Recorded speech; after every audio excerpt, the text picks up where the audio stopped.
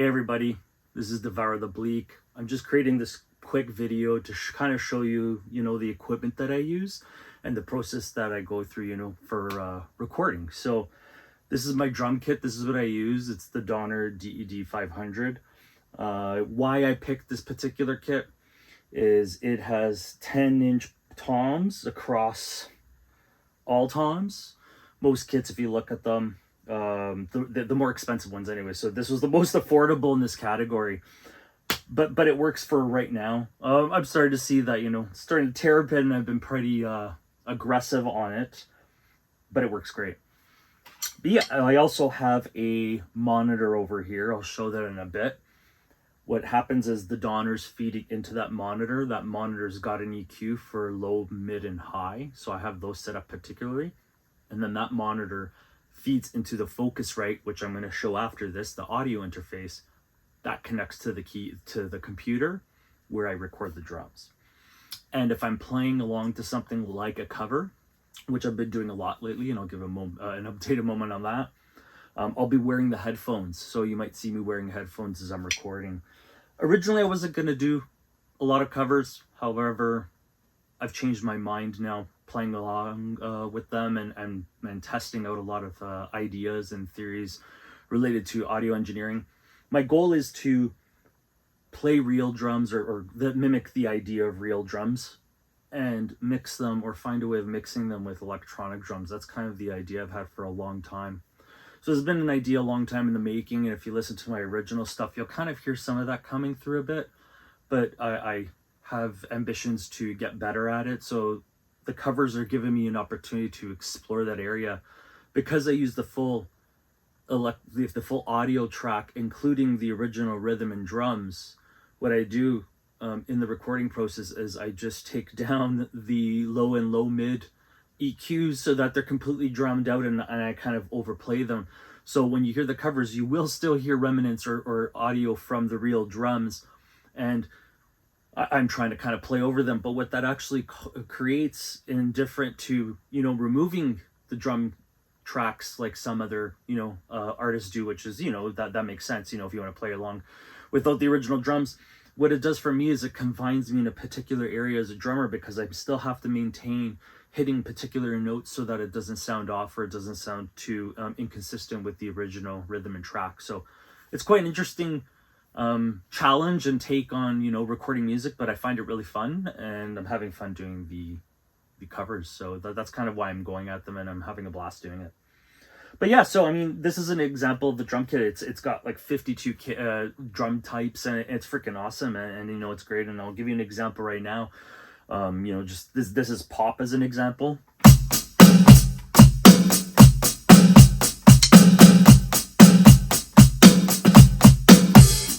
Or, you could have a rock one as an example.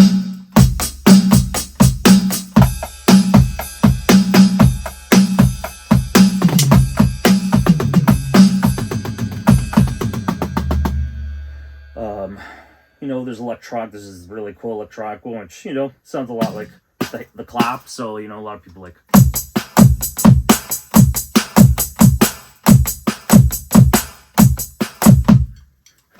Dropping with 6.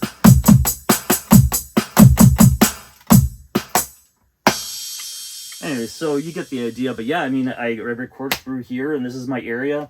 I've got a mouse here to kind of record the computer and what's going on there.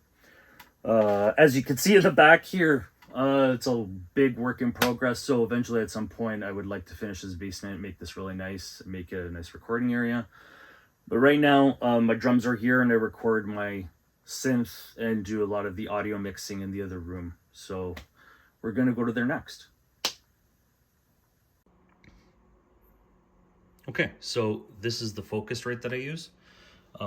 It is the Solo. So it's got, the single input in the front, and it's got the MIDI and the dual inputs left and right in the back for the second input. And I use Sennheiser, and these are pretty awesome headphones. And this is the Arturia Microfreak that I've been practicing a lot with. And it's pretty awesome. I mean, if you're curious about, you know, looking into any synthesizers, it's different because it doesn't have physical buttons. It's all like based on touch. It's all based on fingers and touch, and it's really neat. And if I can just plug it in one moment. So now I've got it plugged into the main line right there, line 1. And you can actually hear from the headphones how loud it is. I'm just changing different sounds. And you know, you can change the volumes and all that. But yeah, this audio interface, this Focusrite is amazing. You know, just to give some feedback, this is all personally purchased equipment. You know, this is not me speaking promoting the company. This is just my own personal equipment, and I love it. And the Arturia here is it's pretty awesome, and just it's got tons of different sounds that you can play around with. I know you can kind of make a nod here, but unfortunately it doesn't have a speaker, so you have to use headphones. But yeah, it's pretty awesome. So what I'm using here is a really old version of Cubase SX. As you can see there, I'm kind of holding the phone. And just to show you, like, you know, how it works, I would, you know, just add a sort of an audio track, and then, you know, it's already set on record, as you can see right there. And then, you know, it's hit, so I'll just record, and then you could play, I'll play something back from the, you know, Arturia. So right now it's on stereo, but it's only on left. And because this device is mono, you have to actually record in mono. It doesn't record in stereo. So I'm going to create another track as an example here. And I'm just going to click on the mono option. And now you'll see it's the single line input. Just give me a second here, I apologize.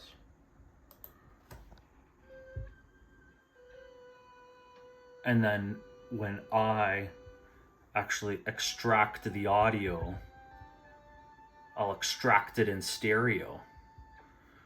And in a moment, I'll make you hear, just, you know, play back what it was. But yeah, that's pretty much it. I laid down my drum tracks, and it's 1 or 2 tracks, you know, there's not many tracks that I record, and that's pretty much it. But this old version with very limited software options, but, you know, it still works. I've been using it for 20 years, and it still works. And, you know, I have newer versions of Cubase, but for some reason I come back to this one.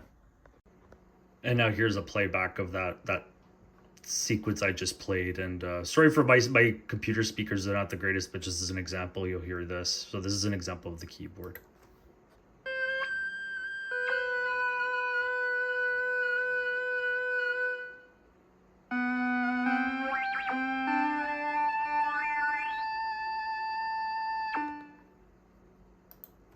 Yeah, that's pretty much it. And here's that monitor I was talking about. So here's the drum kit as an example. And it plugs into the monitor here in the input. There are the EQs. And then there's the out right beside that light. And that connects to the Focusrite.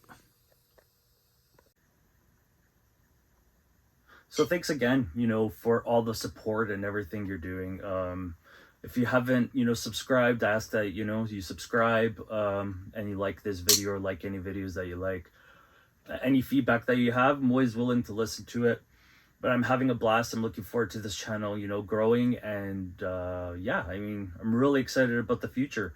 So, you know, I'm going to leave you off with this drum beat. And you take care and have a good one. Thanks. See you later.